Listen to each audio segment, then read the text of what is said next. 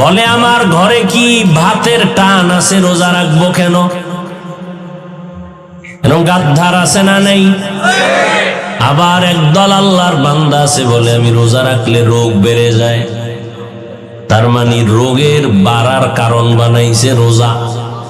অথচ একজন নবীর আশিক মুমিনের উচিত ছিল, ও আল্লাহ আমার যত রোগ আছে আমি ঔষধ বানাইছি রোজা, রোজার ঔষধে তুমি আমার রোগ মুক্ত করে দাও।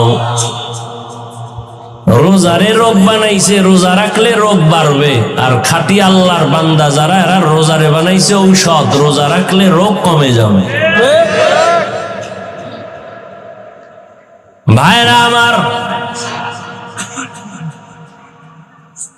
মানুষের বুঝের অভাবে